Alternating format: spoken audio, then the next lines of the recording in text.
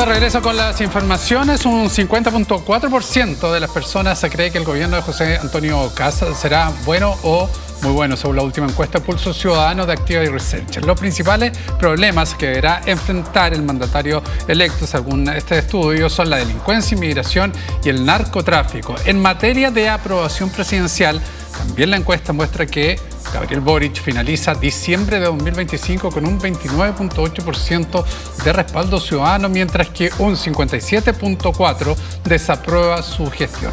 Conversamos de esto con Martín Monet, analista de estudios de Public Affairs. ¿Cómo estás? Muchas gracias por acompañarnos. Cristian, muchas gracias por la invitación. No, por favor, a ustedes por estar un día como hoy, a esta hora, con este calor junto a nosotros, analizando parte de esos porcentajes que estamos viendo. Veamos primeramente lo que ocurre con el presidente Boric, ya al finalizar su mandato. ¿Hay desde el punto de vista de quien se le pregunta como ya una mayor, no sé si tranquilidad, pero como una mayor disposición a contestar efectivamente lo que piensa y que se ve reflejado en el porcentaje de rechazo? Mira, nosotros en realidad hemos tenido la suerte de que nuestro marco muestral, el panel con el que trabajamos, en general ha sido una representación súper fidedigna de lo que es la realidad chilena. Ya. Y la prueba más fehaciente de ello es hicieron con Franco Parisi, claro, exactamente. Y también... ¿Qué te parece si fueron quienes estuvieron más cerca de ese porcentaje de votos que obtuvo Franco Parisi en la primera vuelta? Claro, fuimos los únicos, que lo pronosticamos en el tercer lugar que finalmente terminó obtuviendo. Y adicionalmente a ello, fuimos la encuesta que tuvo el mayor nivel de precisión en el resultado de la segunda vuelta. Así que en términos de quienes responden, me parece que hemos andado bien, que no hemos tenido problemas con ello, ni ahora ni históricamente, y que la aprobación del presidente Boric en realidad se ha mantenido bastante estable, oscilando entre un 25 en los peores momentos, un 33, 34 en los mejores momentos, prácticamente desde que asumió. Ya, o sea, este porcentaje es, pase lo que pase, siempre de aprobación, digo, siempre va a estar apoyando al presidente Boric en este caso, o a alguien del sector, o Gabriel Boric representa ciertas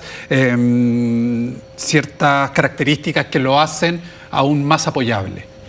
Yo diría que es el tercio de apoyo que ha tenido históricamente la centroizquierda en nuestro país y que se relaciona muchísimo, si uno ve el número, con el porcentaje obtenido por Janet Jara, por ejemplo, en primera vuelta. Es una cosa que es una mezcla, claro. Hay una cosa también de no sé si admiración, pero cierto respeto, cierta simpatía con la figura del presidente Boric en términos de sus características personales, pero también es el tercio de base de apoyo, más o menos el tercio que ha tenido históricamente la centroizquierda en nuestro país como base de apoyo dura, digamos. Claro, y ese es el tercio que había que aumentar para poder lograr la primera magistratura desde el oficialismo y no se consiguió. ¿Es alto el porcentaje de creer que va a ser el próximo gobierno de José Antonio Kast bueno o muy bueno, o es propio de una nueva administración que llega? Mira, ese fenómeno es muy interesante de analizar, yo diría que por dos razones. La primera de ellas guarda relación con los números que obtuvo José Antonio Kast en segunda vuelta. Fue electo más o menos con un 60% de los votos. De esas 6 del 10 personas del total, hay 5, digamos, que creen que va a ser un gobierno bueno o muy bueno. Por lo tanto, hay una de esas personas que probablemente votó por Kast más como antivoto y no tiene demasiada expectativa en lo que va a ser el próximo gobierno. Eso por una parte, pero otra cosa que es sumamente interesante de analizar, nosotros realizamos este mismo ejercicio el 2021, post elección del presidente Boric en segunda vuelta, y los números, tanto a nivel de confianza en la figura tanto de Boric como de Kast, además a nivel de expectativas de cómo va a ser el próximo gobierno y también en términos de otras preguntas que hicimos, son exactamente los mismos prácticamente entre Boric 2021 y Kast 2025, lo que da cuenta de que son fenómenos políticos que tienen ciertas similitudes. Por ejemplo, ambos son presidentes que salieron escogidos principalmente como antivoto. El 2021, parte importante de quienes votaron por Boric no necesariamente lo hicieron por convencimiento con respecto al candidato, sino que más bien por temor a lo que podía pasar en un Chile de José Antonio Kast, ¿cierto? Adicionalmente a ello, era una especie de voto que tenía que ver con un castigo al gobierno de turno. En el caso de Gabriel Boric, con lo que había sido Sebastián Piñera. En el caso de José Antonio Kast, con lo que fue Gabriel Boric ahora.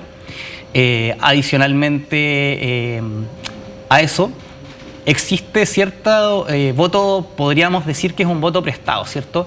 La base de apoyo del presidente Boric, como lo hemos visto en estos 4 años, es alrededor de un 30%. La base de apoyo que tiene José Antonio Kast del voto duro, podríamos decir que es una suma entre lo obtenido por Kast y por Kaiser en primera vuelta, es decir, alrededor de un 35% más o menos. Y el resto de los votantes son votantes que no necesariamente van a estar ahí, pase lo que pase con el candidato, con el ahora presidente desde marzo del próximo año en adelante, sino que eso va a depender de ciertas circunstancias, del manejo que tenga, en este caso, José Antonio Kast cuando ya le toca asumir el cargo. Ya, ese porcentaje, esa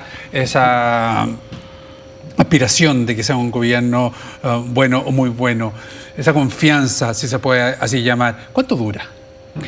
Mira, es interesante de conversar. En el caso del presidente Boric, nosotros medimos durante marzo del 2022 2 veces. Una cuando recién asumió, alrededor de la quincena de marzo, y otra al final. En la primera quincena, en la primera medición, tenía un porcentaje de aprobación que era más o menos de un 47%. Es decir, parte de quienes aprobaban la gestión de Boric como presidente recién electo y de quienes creían que iban a tener un gobierno bueno o muy bueno, se traspasaba más o menos de unos a uno. Era más o menos esa totalidad, ese 50%.